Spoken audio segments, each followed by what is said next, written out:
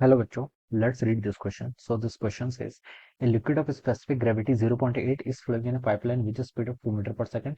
The kinetic energy per cubic meter of it. ठीक है, आपको क्या बतानी, kinetic energy per cubic meter यहाँ पर बताना है. Okay, so let's start this question. हम क्या लिख सकते हैं, देखिए इस क्वेश्चन का की कॉन्सेप्ट आपको काइनेटिक एनर्जी पर क्यूबिक मीटर आपको बताना है. ठीक है, तो काइनेटिक एनर्जी लिख लीजिए. ठीक है, काइनेटिक एनर्जी पर क्यूबिक मीटर यानी कि kinetic energy per unit volume बताना है. ठीक है, ठीक है, क्यूबिक मीटर क्या आता है, वॉल्यूम की जो यूनिट है ना, तो kinetic energy per unit volume आपको यहाँ पर बताना है. तो पहले देखिए आप काइनेटिक एनर्जी फाइंड आउट कर लीजिए. काइनेटिक एनर्जी देखिए कितनी होती है.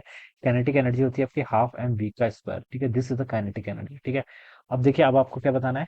लिक्विड की देखिए स्पेसिफिक ग्रेविटी होता है क्या, देखिए स्पेसिफिक ग्रेविटी आपका रेशियो होता है. किसका होता है, आपका रेशियो होता है density of the liquid, liquid की density divided by the with respect to the density of water, water के रिस्पेक्ट में. ठीक है, तो यहाँ से आप लिक्विड की डेंसिटी बता सकते हैं. डेंसिटी ऑफ लिक्विड देखिए बच्चों कितना होगा, स्पेसिफिक ग्रेविटी की वैल्यू 0.8 है इंटू आपका डेंसिटी ऑफ वाटर. वाटर की डेंसिटी होती है आपकी 1 ग्राम पर सेंटीमीटर क्यूबिक, लेकिन हमें मीटर क्यूबिक में बतानी, तो आप 1 ग्राम पर सेंटीमीटर क्यूबिक को आप 10⁻³ केजी पर मीटर क्यूब भी लिखते हैं. ठीक है, दिस इज द, ठीक है, देखिए कन्वर्जन इजी है. ठीक है, 1 ग्राम पर सेंटीमीटर क्यूब होता है, 1 ग्राम पर सेंटीमीटर क्यूब. ठीक है, ग्राम को केजी में कन्वर्ट करूंगा तो कितना आएगा, 10⁻³ हो जाएगा. सेंटीमीटर को मीटर में 10⁻², -2 का क्यूब करूंगा तो -6 ऊपर आएगा, तो यहाँ से आपको 10⁻³ हो जाएगा. ठीक है, तो 1 ग्राम पर सेंटीमीटर क्यूबिक को मैंने 10⁻³ केजी पर मीटर क्यूब लिख लिया. ठीक है, तो ये इसकी डेंसिटी आएगी, कितनी आएगी, 800 के इक्वल हो जाएगी. कितनी, 800 केजी पर मीटर क्यूब. ठीक है, this is our density of the liquid, ये लिक्विड की डेंसिटी आ गई. ठीक है, अब आपको यहाँ पर क्या बताना है, kinetic energy per unit volume बताना है ना. तो देखिए काइनेटिक एनर्जी तो इतनी होगी,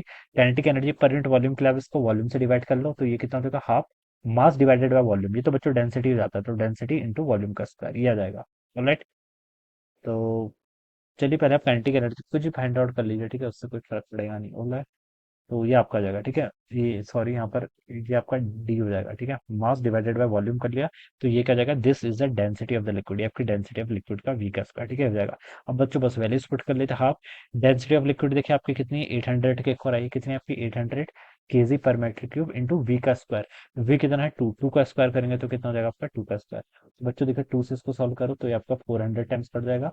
400 इंटू आपके यहाँ से 4 आएगा तो कितना 1600 के इक्वल आ जाएगा. ठीक है, क्या यूनिट बतानी है. ठीक है, energy per unit volume, energy की यूनिट आपकी जूल होती है. ठीक है, और क्यूबिक मीटर, ठीक है, पर क्यूबिक मीटर बोला है ना, तो ठीक है, पर क्यूबिक मीटर बोले या फिर हम उसको मेट्रिक क्यूब बोले, यहाँ पर 1 मीटर क्यूब के हिसाब से बता रखा है, तो 1600 आ जाएगा. ठीक है, तो आपका बी वाला ऑप्शन यहाँ पर से क्या हो जाएगा, राइट हो जाएगा. ठीक है, कौन सा ऑप्शन, बी ऑप्शन यहाँ पर से इसका राइट हो जाएगा. ओके, तो this would be the answer of this question.